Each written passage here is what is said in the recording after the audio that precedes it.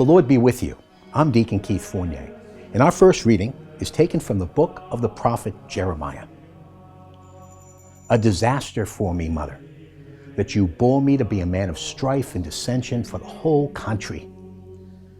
I neither lend nor borrow, yet all of them curse me. When your words came, I devoured them.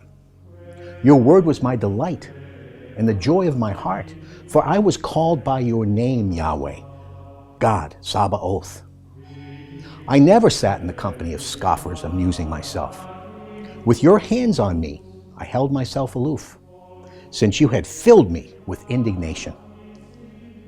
Why is my suffering continual, my wound incurable, refusing to be healed? Truly for me, you are a deceptive stream with uncertain waters.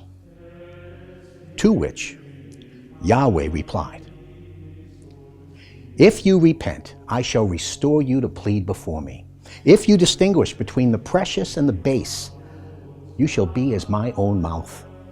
They will come back to you, but you must not go back to them.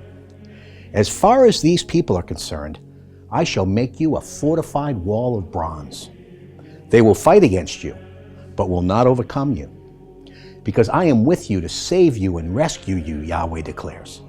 I shall rescue you from the clutches of the wicked and redeem you from the grasp of the violent.